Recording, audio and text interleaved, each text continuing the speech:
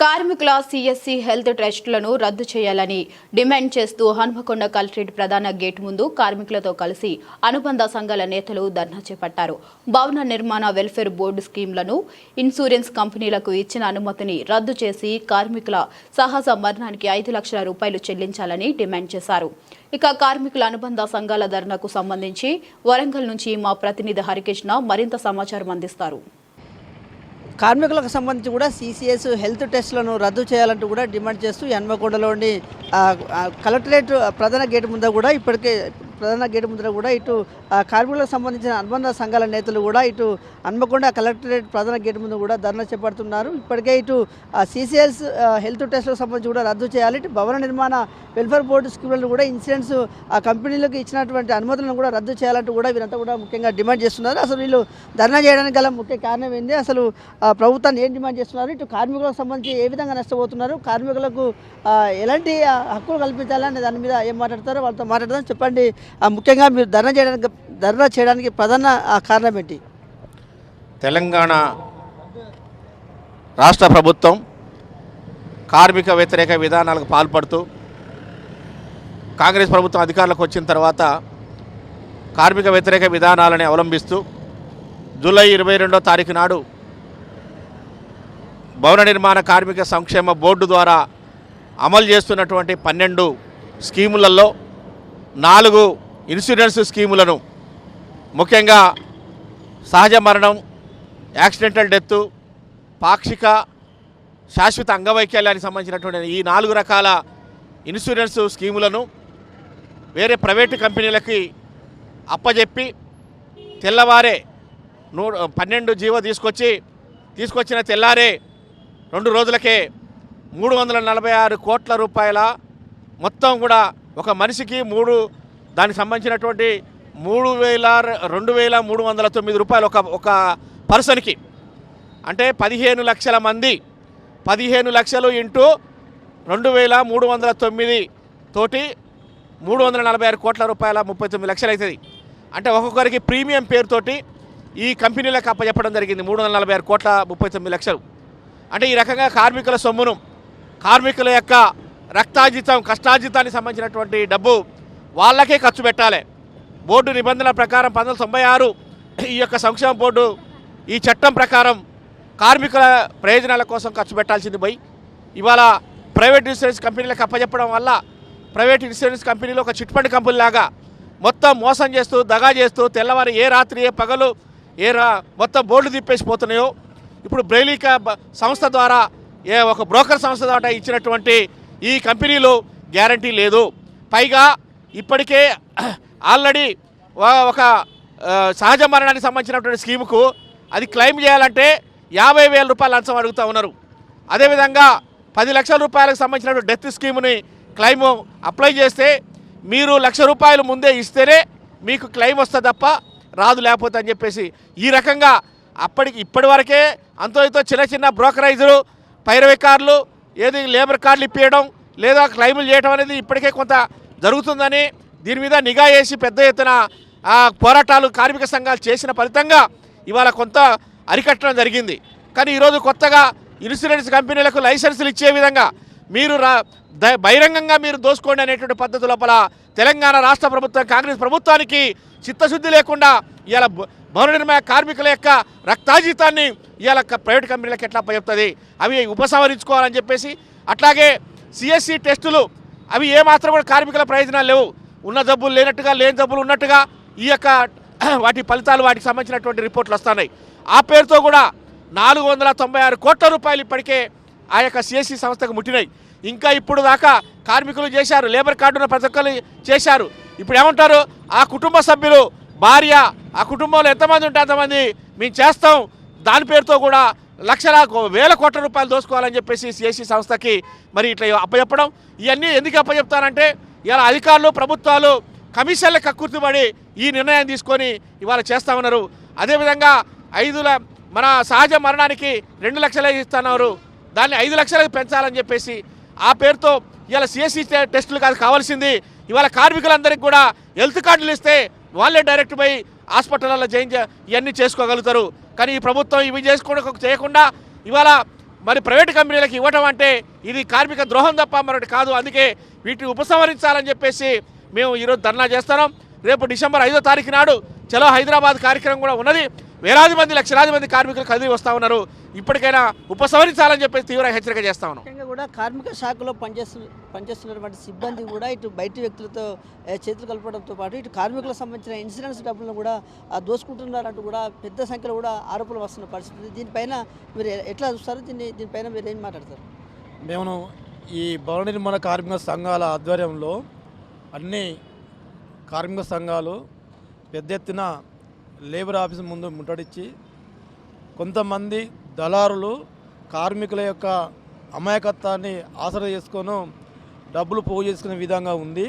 కాబట్టి దీన్ని అరికట్టాలని అనేక సందర్భాల్లో పోరాటాలు ఉద్యమాలు చేసినాం. అయినా కేంద్ర రాష్ట్ర ప్రభుత్వాలు కార్మికుల యొక్క శ్రమను గుర్తించకుండా ఉన్న కోడ్లను రద్దు చేస్తూ పెట్టుబడిదారులకు అనుగుణంగా ప్రైవేటు కంపెనీలకు దారదత్తం చేస్తున్నారు. దీన్ని తీవ్రంగా ఖండిస్తున్నాం. కూడా సిసిఎస్ హెల్త్కు సంబంధించి కూడా ప్రభుత్వం రద్దు చేయకుంటే మీరు రానున్న రోజుల్లో మీరు కార్మికుల పక్షాన ఎలాంటి పోరాటానికి మీరు సిద్ధమవుతున్నారు? ఎలాంటి కార్యక్రమాలు చేయబోతారు? సిఎస్సి సెంటర్ కనుక రద్దు చేయకపోతే పెద్ద ఎత్తున పోరాటం చేయాలని అన్ని కార్మిక సంఘాలు మేము నిర్ణయించుకున్నాం. ఈ సిఎస్సి సెంటర్కి ఇచ్చే అమౌంట్నే ఈఎస్ఐ కనుక ఇచ్చేది ఉంటే ఈరోజు కార్పొరేట్ హాస్పిటల్ కంటే ఎక్కువగా ఈఎస్ఐ వివరణ నడుస్తుంది. మన రాష్ట్ర ప్రభుత్వం కానీ కేంద్ర ప్రభుత్వం కానీ రాష్ట్ర ప్రభుత్వంలో ఇక్కడ జిల్లాలలో ఉన్న ఈఎస్ఐ హాస్పిటల్ను డెవలప్మెంట్ చేసేది లేదు. కానీ సిఎస్సి సెంటర్లలో చేస్తే వాళ్ళ నాయకులకు కమిషన్ వస్తుంది, సిఎస్సి సెంటర్లో చేస్తే అధికారుల కమిషన్ వస్తుంది. అదేవిధంగా ఈరోజు జూలైలో 2024 జూలైలో వీరు ఇన్సూరెన్స్ కంపెనీకి ఇచ్చారు. ఆ ఇన్సూరెన్స్ కంపెనీకి ఇచ్చినాక వరంగల్ జిల్లా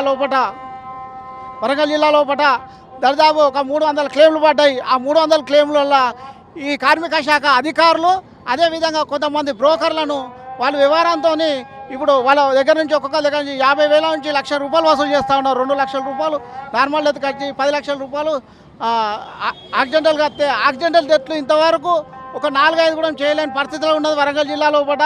ఇన్సూరెన్స్ కంపెనీ వాళ్ళు కొంతమంది బ్రోకర్లను పెట్టుకొని ఇక్కడ నుండి డబ్బులు వసూలు చేస్తూ ఉన్నారు. ఈ మీడియా ద్వారా పోలీస్ దృష్టికి కూడా తీసుకెళ్తా ఉన్నా. పోలీస్ సిబ్బందికి మేము ఒకటే విజ్ఞప్తి చేస్తున్నాం. కార్మికుల కష్టాలతోని వాళ్ళ కట్టిన ఇన్సూరెన్స్ వాళ్ళ కట్టిన సభ్యత్వం నుంచి కోట్లాది రూపాయలు ఉన్నాయి. ఆ కోట్లాది రూపాయలు ఇన్సూరెన్స్ వాళ్ళకు పెడితే వాళ్ళు బెదిరించుకొని కొంతమంది మహిళలు కానీ కొంతమంది నాయకులు కానీ ట్రేడ్ యూనియన్ నాయకులు కానీ వాళ్ళను గుర్తించి వాళ్ళ మీద చర్య తీసుకోవాలని మేము కలెక్టర్ గారిని కానీ అదేవిధంగా జిల్లా సిపి గారిని ఏసీపీ గారిని విజ్ఞప్తి చేస్తూ ఉన్నాం. జై కార్మికుల ఐక్యత. ముఖ్యంగా మీరు చెప్పండి, ఇప్పటికే వరంగల్ జిల్లాలో కూడా ఏదైతే వరంగల్ థర్డ్ లేబర్ ఆఫీస్లో కూడా ఒకటి మోసం జరిగిన ఘటన వెలుగులోకి తీసుకొచ్చింది. అది S6 ఛానల్ ద్వారా కూడా మేము బయటపెట్టే పరిస్థితి ఉంది. లేబర్ కార్డు లేని ఇదిల కంటే కుమారస్వామి అనే పేరు మీద అసలు లేబర్ కార్డే లేదు. అతని పేరు మీద వేరే వాళ్ళ రాష్ట్రంలో రాజధాని ఐడి మీద ఫేక్ డాక్యుమెంట్స్ సృష్టించి కూడా 6 లక్షల రూపాయలు ఇన్సూరెన్స్ క్లెయిమ్ చేసుకున్న పరిస్థితి ఉంది. ఆమె బతికే ఉంది, కానీ ఆన్లైన్లో చూస్తే మాత్రం ఆమె చనిపోయినట్టు కూడా రావడం వల్ల కంగుతిన్న పరిస్థితి ఉంది. ఇలాంటివి కూడా వరంగల్ జిల్లాలో బాగా జరుగుతూ ఉన్నాయి. దీనిపైన మీరు ఏం మాట్లాడతారు? ముఖ్యంగా ఈ తప్పిదం అనేది అధికారుల దగ్గర ముఖ్యంగా ఉన్నది. ఇలాంటి బ్రోకర్లను ప్రోత్సహించేది వాళ్ళే. ఖచ్చితంగా ఏదైతే ఈ తంబు ఉంటే కార్మికునికి న్యాయం జరుగుతుందనే ప్రభుత్వం ఈ తంబు ప్రవేశపెట్టింది. వీళ్ళు తంబు లేకుండా పనులు కావాలని చెప్పేసి దీని మీద బాగా అడ్జేస్తుండ్రు. ఆ రోజు జరిగిన సంఘటన మొత్తం పేపర్లో అన్ని టీవీ ఛానల్లో మిత్రులు అందరికీ మొత్తం ప్రయోజనం అయినా కూడా దాని మీద ఎటువంటి యాక్షన్ తీసుకున్నటువంటి దుర్మార్గం ఈరోజు ఈ హన్మకొండ జిల్లాలో ఓన్లీ కార్మిక శాఖలో దాపురించింది. దీనిపై పూర్తి స్థాయిలో ఒక ఇంటెలిజెన్స్ డిపార్ట్మెంట్ సిబిఐ డిపార్ట్మెంట్ కలిసి మొత్తం ఎంక్వైరీ చేసి ఇటువంటి ఉన్నటువంటి బ్రోకర్లందరినీ ఈ ఆఫీసు దరిదాపులకు రాకుండా కార్మికులకు న్యాయం జరిగే పద్ధతిలో కార్మికులు స్వయంగా పనిచేసుకునే పద్ధతిలో కార్యక్రమాలు ఉండాలని చెప్పేసి మేము ఈ చెప్పడం జరుగుతుంది. ముఖ్యంగా కూడా చివరిగా మీరు ప్రభుత్వాన్ని ఏం డిమాండ్ చేస్తూ ఉన్నారు? ముఖ్యంగా మరి కార్మిక చట్టాలు ఎన్ని అమలుపరుచుకుంటూ కొన్ని రద్దు చేసుకుంటూ వస్తున్నారు. మరి ఒక సామాన్య కార్మికుడు ఒక లేబర్ ఆఫీస్కి పోయి ఆ క్లెయిమ్ను చేసుకోవాలంటే మరి ఒకప్పుడు సెక్రటరీకి పోవాలంటే ఆంధ్ర పాలకులు ఉండేది. అదేవిధంగా బ్రోకర్ గాన్లు తయారయ్యి ఈ ఏఎల్ఓలను కానీ డీసీఎల్ని కానీ బ్లాక్మెయిల్ చేసుకుంటూ అధికారులను బ్లాక్మెయిల్ చేసుకుంటూ బ్రోకర్ గాన్లు బాగా విచ్చలవిడిగా ఏ మెట్టెక్కినా బ్రోకర్ కానీ లాభపడుతున్నారు. కాబట్టి లక్షలాది రూపాయలు కూడా ఒక మామూలు డెత్ సాధారణ మరణం జరిగిన 1,30,000 రూపాయలు కూడా 30,000 అసలుదారికి ఇచ్చి ₹1,00,000 బ్రోకర్గా దొబ్బుకునే ఆలోచనలో ఉన్నారు. మరి గతంలో మొన్న కూడా రీసెంట్లీ మీరు అన్నట్టుగా మరి బతికున్నా కూడా ఆమె చనిపోయినట్టుగా క్లైమ్ సృష్టించి దాన్ని డబ్బులు పొందే విధంగా కూడా ఈ బ్రోకర్ కావాలంటే ఆఫీసర్ బెస్ట్ ఏంటంటే ఆఫీసర్స్ సక్రమంగా ఉంటే ఏ కార్మికుడు కానీ న్యాయం జరిగే విధంగా ఉంటుంది. మరి గత ప్రభుత్వం కూడా మరి ఎన్నో విధాలుగా సంక్షేమ ఫలాలు ప్రకటించి కూడా మరి వంట వార్పుతోటి లక్షలాది కోట్లాది రూపాయలను కూడా దుర్వినియోగం చేయడం జరిగింది. మరి అదేవిధంగా మరి కార్మికునికి 2009 లేబర్ కార్డు ఇవ్వడం జరిగింది. మరి అవి ఆన్లైన్లో అయితే లేవు. కాబట్టి దయచేసి మరి గవర్నమెంట్ వెల్ఫేర్ బోర్డు నుంచి 2009 కార్డులు చెల్లుబాటే విధంగా చూడాలి. మరి అదేవిధంగా మరి విచ్చలవిడిగా కార్డులు పని లేకున్నా రోడ్డు మీద తిరిగేవాడు కూడా కార్డు పొందుకొని లక్షలాది రూపాయలను దుర్వినియోగం చేస్తున్నారు. కాబట్టి మరి ఆఫీస్ తరఫున మరొక ఏఎల్ఓ కానీ ఎవరినైనా ప్రకటించేసి గ్రామాల గారిగా వెళ్ళి ఆ క్లైమ్ కరెక్ట్ అనే భవన కార్మికుడా కాదా అనే సృష్టించి దాన్ని ఎంక్వైరీ చేసిన తర్వాతనే ఆ క్లైమ్ విడుదల చేయాలని కూడా మేము కోరుకుంటున్నాం. మరి వచ్చే నెల 5వ తారీఖున మరి ఈ సంక్షేమ ఫలాలు మాకు ఈ విధంగా పొందకపోతే మరి భారీ ఎత్తున హైదరాబాద్లో చలో హైదరాబాద్ కార్యక్రమాన్ని విజయవంతం చేయాలని కూడా మా కార్మికుల సంఘ చట్టాలు అన్ని ట్రేడ్ యూనియన్లు కూడా మేము భారీ ఎత్తున మండల వైజ్గా గ్రామ వైజ్గా జిల్లా వైజ్గా మేము భారీ ఎత్తున ప్రోగ్రాం చేయాలని కోరుకుంటున్నాం.